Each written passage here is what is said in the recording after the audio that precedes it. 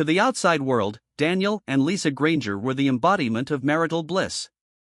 Living in the affluent suburbs of Charleston, South Carolina, they had a lovely two-story home with a wraparound porch, 2 young children, and a golden retriever named Max.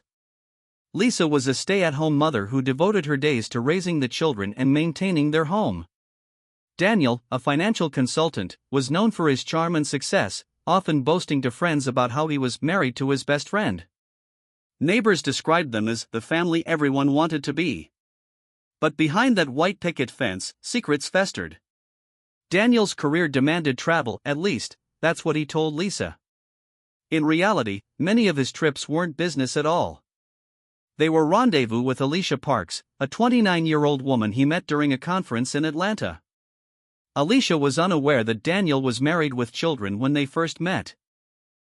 She believed him when he said he was divorced and working through custody battles. By the time Alicia discovered the truth months later, she was already in love. When she confronted Daniel, he promised her he was leaving Lisa. "It's over in all but name," he said. "I just need time." Meanwhile, Lisa had grown suspicious. Daniel's trips had become more frequent and erratic. He changed his phone password. He avoided intimacy. When she found an unfamiliar earring in the back seat of his car, he brushed it off. "It must be the babysitter's," he said, unconvincingly. But Lisa wasn't stupid. She started keeping a journal, documenting everything. In May 2022, Lisa confronted Daniel outright. She told him she knew about Alicia. She had gone through his emails. She had screenshots. She was ready to leave him and take full custody of the kids. Daniel panicked.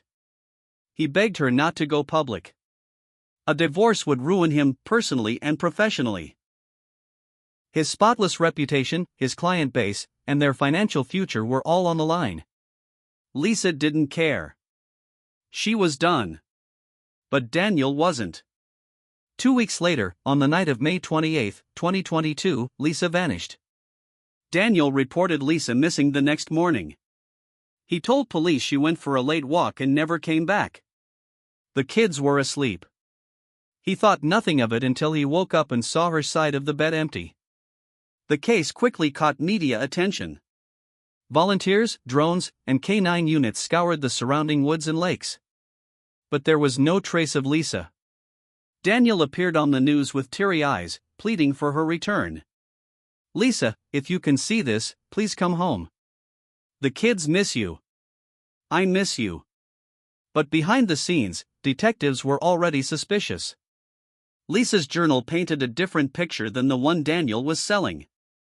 In her final entries, she wrote, "I'm scared of what he's capable of. If anything happens to me, it was Daniel." Detectives dug into Daniel's phone records and GPS history. They found that his phone was stationary during the night Lisa supposedly went walking, but surveillance footage from a nearby gas station showed Daniel buying a shovel and trash bags just hours before Lisa went missing. Even more damning, a deleted text from Alicia surfaced during a forensic search of Daniel's phone. It read, "Once she's out of the way, we can finally be together." Daniel had tried to wipe the phone. He failed.